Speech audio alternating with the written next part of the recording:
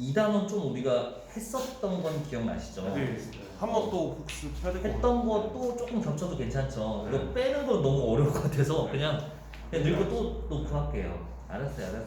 내가 토요일까지 만들어 볼게요. 요거는 그냥 영상 처리로 해드릴게요. 3단원 지문 이거. 이게 나을 것 같아요. 이것도 좀 빨리 보자. 그래. 더 없을까요? 나 겨우 오늘 복귀해갖고 이제 힘들어갖고 저는 이제 슬슬 해야겠다, 빨리 끝나고 집에 가서 쉬어야겠다 했는데 우리 오수병 씨가 아이 몸이 아팠으니까 이제 몸보신 해야지 해서 난 되게 맛있는 거 살 줄 알았어요. 뭐 장어를 사주려나 뭐 하다못해 삼계탕 좀 사주려나 했는데 대패 삼겹살 먹으러가지고 그냥 자기가 먹고 싶은 거죠.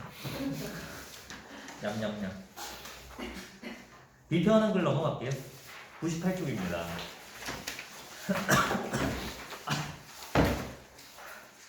왜 끝이 안 나?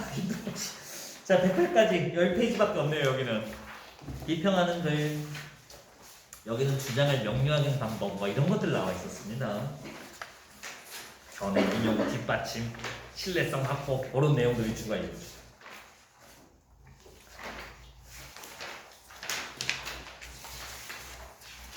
프린트 내용 오늘 다 못 볼 수도 있으니까 토요일날 이어서도 볼게요. 시간 좀 많이 소모했네 생각보다. 이번 주 토요일에 그럼 온라인 하는 거네요. 이번 주 토요일부터는 정상 수업, 이번 주 토요일, 다음 주 화요일 정상 수업, 다음 주 토요일이 못할 것 같아요. 12월 3일이네 결혼식이야. 성진장 올려줄까요? 주소 없어.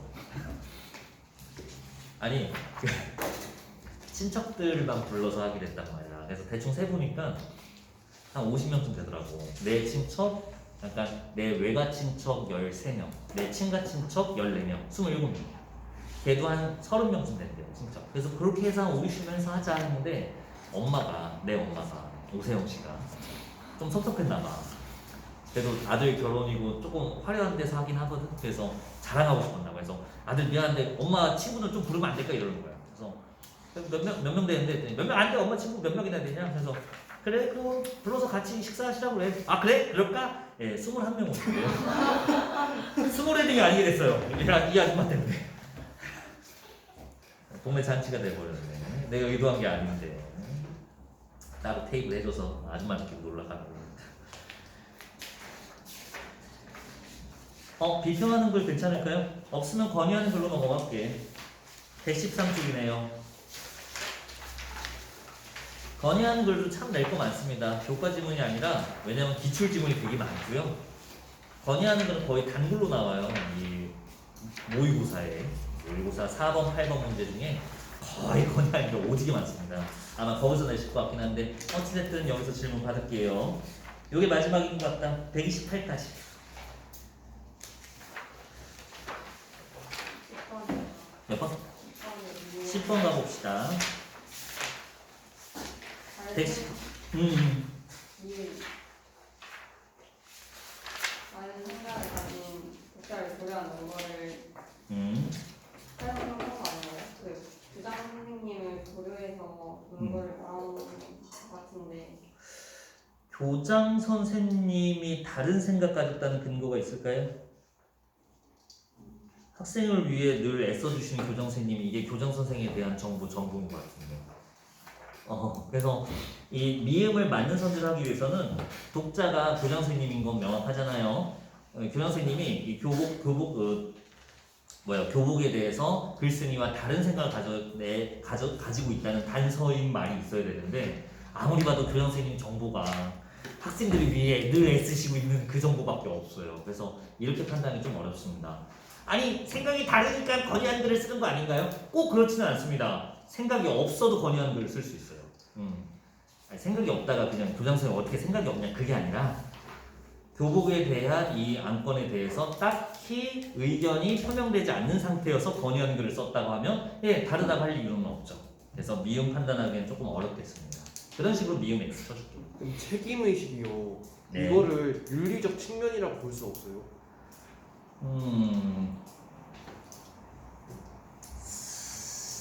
사회 공동체 기여를 위한 거와 윤리적 측면의 글은 조금 다릅니다. 약간 윤리적인 건 예를 들어서 어떤 거죠? 출처요. 윤리 출처를 명확히 밝히는 게 윤리적 측면을 고려한 용어거든요. 그래서 내 생각은 어디 출처에 기반합니다. 내가 지금 사용한 문구는 어디 문구에서 따왔습니다. 이걸 명확히 표기하는 게 윤리적 측면에서의 그릴길 이론이에요. 오늘 PPT에 있어요. 근데 여기서 그 윤리적 측면은 약간 진짜 윤리 아니에요? 그건 윤리적으로 글을 쓰는 거고. 그치? 내가 말한 건 지금 윤리적 측면의 글쓰기, 작문 방식에 대한 얘기였는데 근데 그렇게 해버리면 이 윤리가 너무 넓어져 버려요. 윤리는 인간으로서 지켜야 될 도리를 말하거든요. 근데 이 교복을 사복을 허가해 동아리 때 사복을 입는 거가 윤리적 측면의 이점을 고려해서 제의했냐고 하면 그건 아니지 않을까요? 책임의식은 아니죠, 그런데. 책임의식? 책임의식을 가질 수 이것도 약간 윤리라는 범주 안에 포함되는. 글쎄 책임의식이 이게 어떻게 쓰였는지 그 부분을 볼까요? 자유와 이에 따른 책임의식을 바탕으로 규칙을 능동적으로 지켜나가게 될 것입니다. 잠깐만. 여기 위에 있어요. 제일 오른쪽 페이지 제일 위에. 참고로 나 좌우가 반전되어 있어갖고 오른쪽 페이지 잘못 봤어. 왼쪽 페이지. 너한테 왼쪽이니까 나 오른쪽이겠다.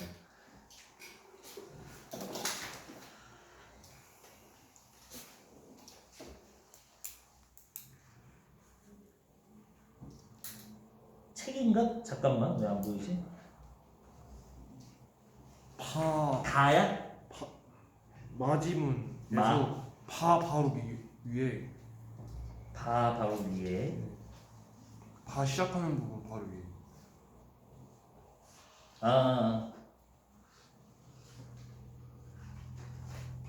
잠깐만 꼬여 있어. 우리 지금 10번 지문이지? 그러면 바로 위. 자유와 이에 따른 책임을 규칙을 지켜야 돼.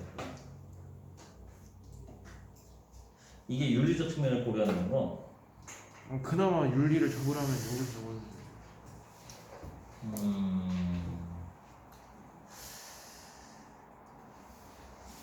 교칙을 지킬 수 있다는 거, 사복을 입어도 교칙을 지킬 수 있다는 주장을 하기 위해서 꺼낸 거라고 봐야지. 책임의식을 함양하기 위해서 사복을 입어야 된다는 문제는 아니기 때문에 그 관점에서 해도 윤리적 관점 좀 어렵겠습니다. 목표가 달라요, 이거는. 이 멘트를 쓴 이유. 책임의식을 바탕으로 교칙을 지켜나갈 것입니다. 라는 거는 사복 입어도 교칙을 지킬 거예요. 라는 근거로 쓰고 있는 거지. 그 윤리적 측면에서 효과가 있으니까 입자라는 얘기는 아니었습니다. 니은 안 되겠어요. 그 윤리로 봐도. 그럼 논거의 중심 내용이 윤리적인 게 아니니까 그런 거죠. 네, 윤리적 측면을 고려한 논거, 근거. 아니 윤리적 측면이 고려되지 않죠. 이게 또 말이 너무 윤리란 말이 너무 커갖고 이게 코에 붙이면 코가 되어버려갖고. 하지만 이건 좀 통상적으로 우리가 사용하는 인간이 지켜야 될 윤리 이런 거랑 관련이 좀 떨어진다 봐야겠습니다. 더 있을까요? 어디 썼는데 어? 그 106쪽에 106쪽이요? 16번에 1번 있잖아요. 106쪽에 16번 그 선지 1번은 선지 1번 그 보기가 장영실 그건데 여기서 흥미유발이라고 네, 이거 너무 괜찮지 않나요? 왜요? 근데 79쪽에 그 8번인데 보면은 79쪽에 8번이요. 그 선지 1번이 흥미를 유발하는 게 아니라 공정심을 유발한다고 돼 있어서 네네 맞아요. 이게 좀 두 개가 좀 모순되는 것 같아서. 근데 자, 다른 부분도 그 흥미를 유발하는 것보다 그 자존심 유발 이렇게 있어가지고 좀 자긍심 유발이? 그 장영실이 장영. 언급된 게 1분반에서 너무 돼 있고 그리고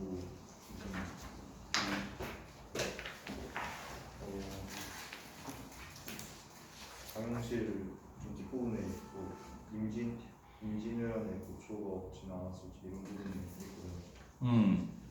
그 부분에서는 독자의 자긍심을 교체한다고. 네네 맞아요.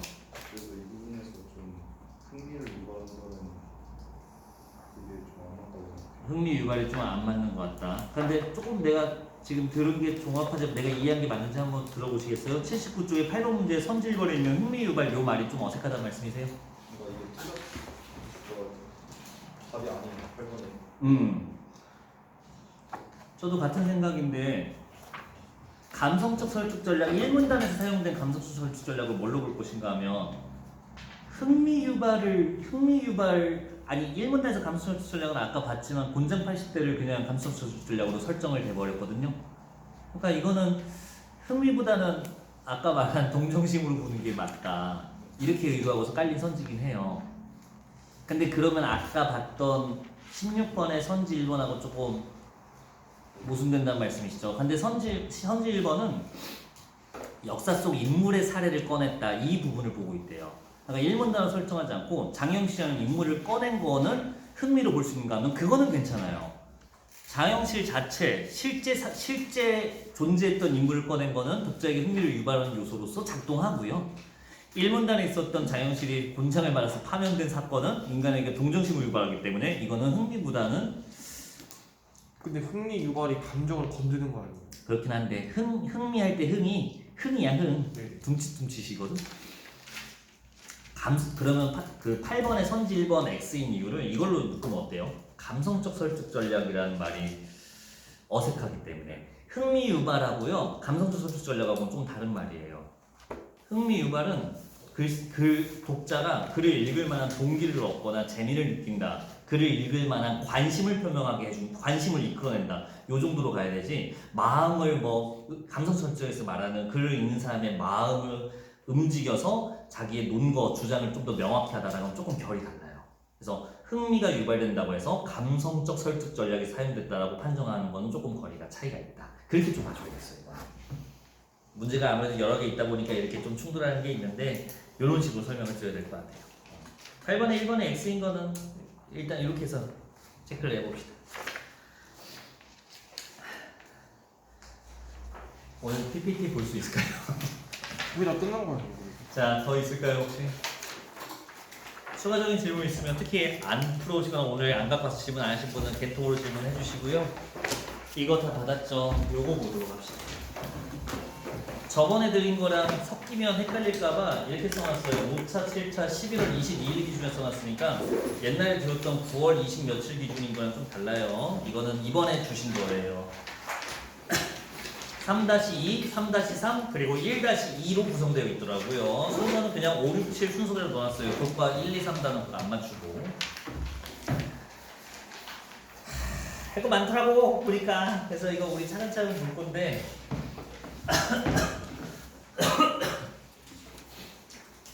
내가 까먹을 것 같아서 3단원은 지문 활용형 문제를 X하고 2단원이 지문 활용형 문제를 다시 제작. 오케이.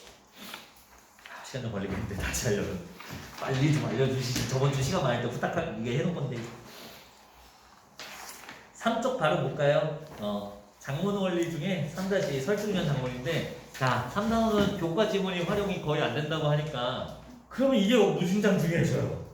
특히 3-2, 3이 여기 PPT에 있는데 여기 있는 이론을 좀 꼼꼼히 봐야겠어요. 용어가 볼 게 많고요. 아까 살짝 언급드렸지만 논리 오류까지도 오늘 하고 갑시다. 논리 오류가 좀 까다로워요. 이게 마음 먹고 죽이겠다면 은근히 헷갈려요. 자 일단 차근차근 보자. 이거 안 봐도 될까요? 3쪽은 우리 교과 기본 이론에 있었던 거 그냥 정리해 놓으신 거더라고요. 요거는 그냥 넘어갈게요. 별거 특별한 거 없어요. 넘어갈게. 설득하는 글인데 첫 번째는 논리적으로 설득하는 글입니다.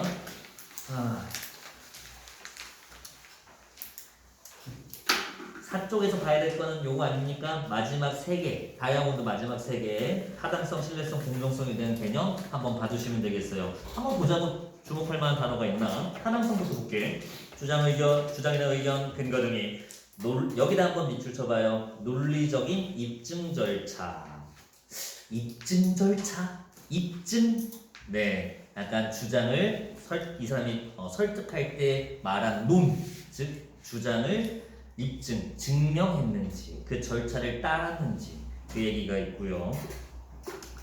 논리적 비약이 있지는 않은지, 논리적 체계를 갖추어주는지 이 정도 용어 넣어주면 되겠습니다. 자, 신뢰성. 이거는 출처예요. 근데 출처 말고도 몇 개 더 있습니다. 자, 출처가 어딘지, 믿을만한지, 작성 시기는 언제인지, 작성 시기 뭐 이런 것도 있나 봐요. 왜 그럴까요, 이거? 효용성성. 예, 그래서 최신 정보가 아니면 효용성이 떨어지기 때문에 신뢰성이 떨어진다는 논리입니다. 이거는 한번 나온 적이 있어요. 문제 중에 있어. 약간 이것도 수능이었는데 작문 문제 8번 문제였어. 8번 문제가 자료 활용 나오는 문제잖아.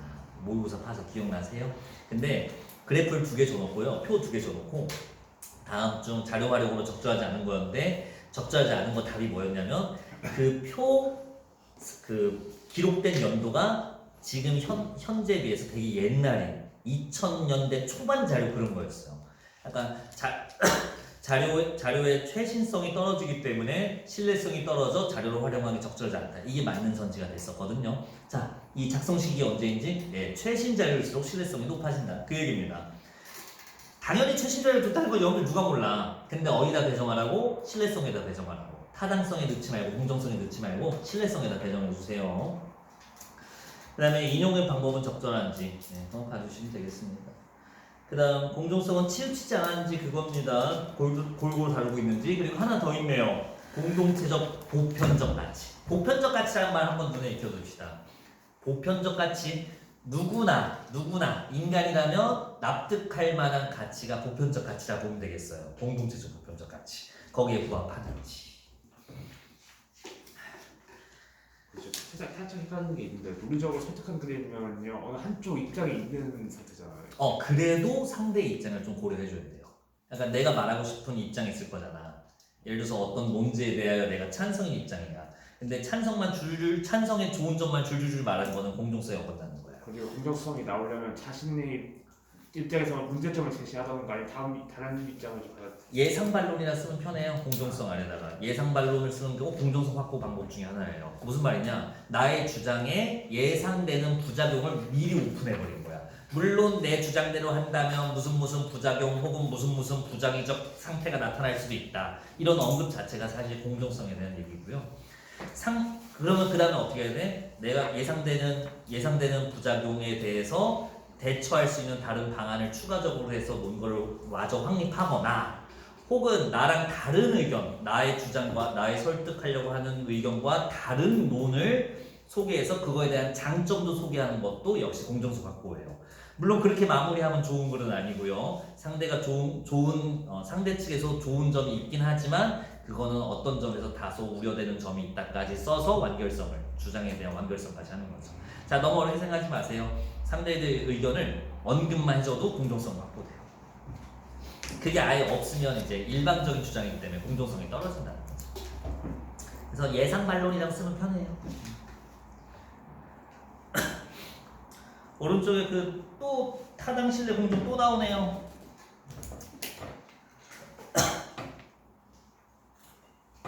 그러니까 아까 타당 신뢰 공정은 다 뭐냐면요, 적절성에 묶여 있는 말이라고 보시면 됩니다. 5쪽 페이지에 프린트가 5쪽에 박스가 알려주네요. 적절한지 아닌지 판단하는 방법은 아까 봤던 3가지 타당 신뢰 공정성을 따지고요. 거기다 2가지 더 따져야겠네요. 독자 고려 그리고 사회문화적 관습 고려. 이건 우리가 앞에서도 많이 봤던 내용입니다. 눈에 한번 익혀두시면 되겠어요. 넘어갑시다. 서술형 또 내신대요? 네. 원하는 문제 좀 알려주셨어요? 아니요. 열심히 외우세요. 어쩌겠어, 외워야지. 설득전략 그만해도 될까요? 너무 많이 했다. 자, 맥락도 또 나오네요. 우리 앞에서 중간 때 했던 이론들 계속 겹칩니다. 그래서 자, 맥락 4개 나와있나? 주제, 독자, 목적, 상황. 이게 좀 뭐 그렇대요. 저런 거 활용하려고 하고. 설득전략 3가지입니다. 재미난 단서를 줘줬어요. 화살표, 3번째 줄이지. 화살표에 해다 전략은 따졌을 때 오류의 가능성이 높은. 자, 이번 시험 제가 봤을 때 이성, 감성, 인성 판단하고서 동시에 논리적 오류가 있지 않은지 없는지도 같이 검증하라고 아마 나오실 거예요. 내실 거예요.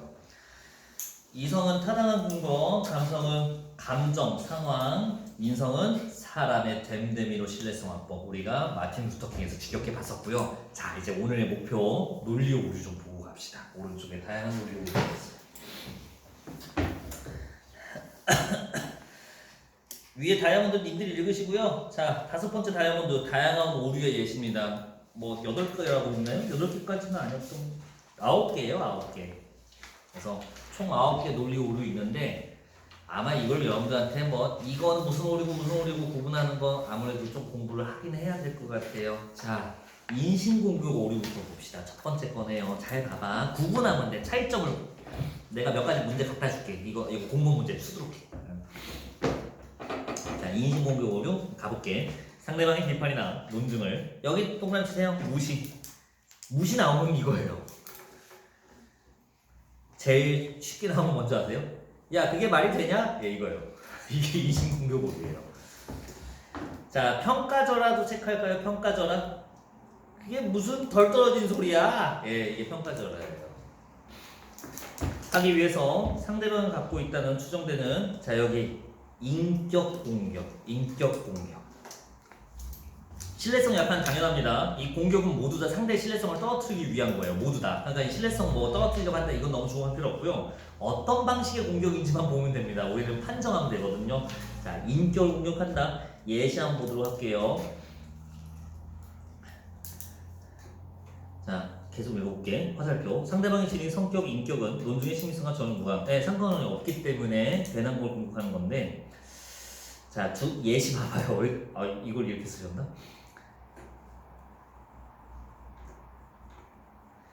이틀씩이나 같은 셔츠를 입는다. 이게 무슨 상관이 있을까요? 아무 상관 없어요. 네, 논증과는 상관이 없는데 이게 왜 인신공격 오류인가요? 셔츠 이틀 입는 게 왜 인신공격 오류야? 이 사람의 성격이라서 그래요. 성격. 털털한 성격이야. 아니, 옷을 이틀 입어도 되는 성격이기 때문에 그런 사람인 거야. 어디를 공격했는지 잘 봐야 돼요. 아, 셔츠를 이틀 입는 걸 성격으로 볼 수 있는가? 성격으로 볼 수 있죠. 그래서 성격을 공격했구나. 그래서 인신공격이구나. 이렇게 해주십니다. 예시에 나와 있는 작은 단서들을 좀 잡아줘야 됩니다. 근데 인격이 그 신빙성과 관련되어 있는 경우가 아예 없나요? 그래서 인성적 설득절하가 섞이면 살짝 그럴 수 있어요. 맞아요. 인성설득전략 오류로 하기 위해 인신공격 오류가 많은데 근데 관련이 있어요.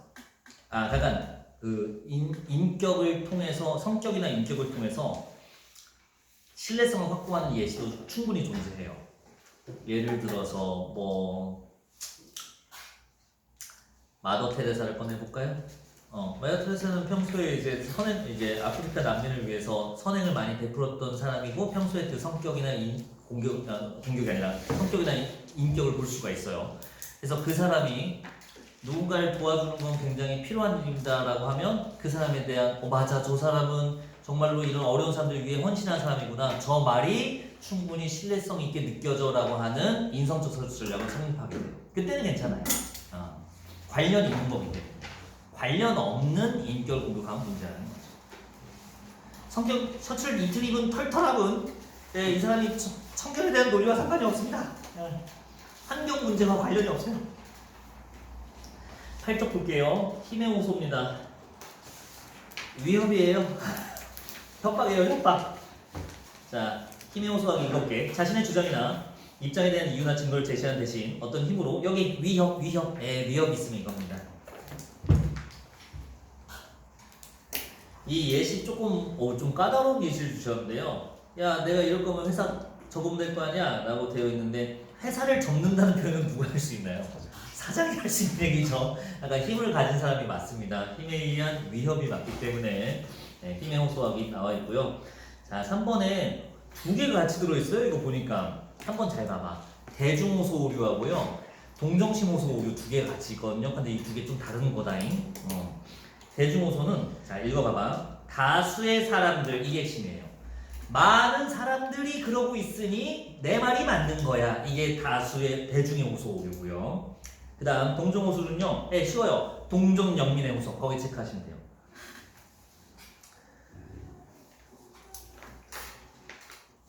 여러분들 그 예시는 그럼 뭘까요? 대중호소예요? 동정호소예요?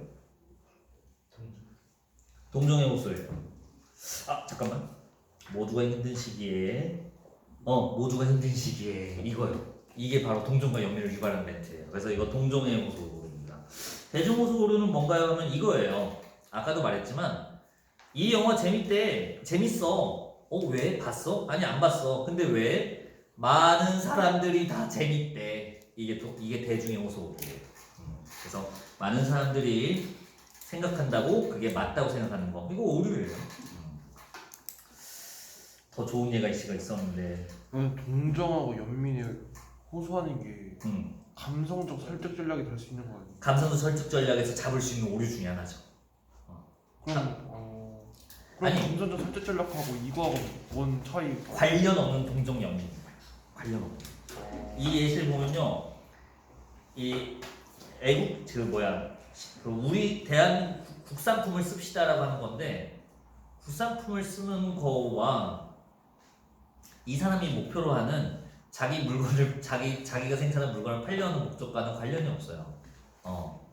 이 동정심이 장영실 예를 들어보자고요. 장영실에서 80대 매를 맞은 걸 꺼낸 거는 사람들의 마음이 동정심이 연민이 느껴지게끔 해줘요. 근데 그 꺼낸 것을 실패를 두려워하면 안 되게 해줘야 된다라는 논리랑 관련이 있냐고 하면 아주 밀접하게 관련이 있죠, 이거는. 그러니까 여기서 오류라고 보기엔 좀 힘든데, 선생님 그때 그것도 예시 들어주실 거예요. 예를 들어서 그 아프리카에서 뭐 TV 관련해서 좀 후원 같은 거 보면요, 불쌍한 애들을 나오잖아요.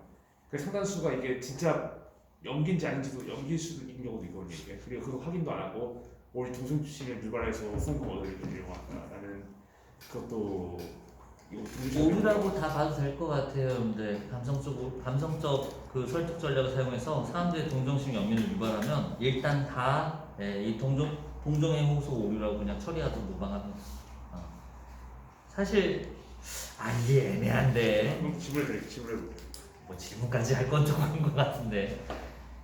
자, 오류로 볼 수 있는가 없는가 판정은요, 해당하는 그 오류라고. 자, 봐봐. 이게 오류일까요 아닐까요 판정은 내가 봤을 때 내기 힘들어요. 왜냐면 사람마다 가치관마다 달라요. 이게 과연 오류인지 아닌지는. 다만 오류로 판정한다면 어떤 종류의 오류로 판정할 것인가, 그의 문제는 나올 것 같아요. 그거는 이제 가치관과 상관없이 객관적으로 판정해야 돼요.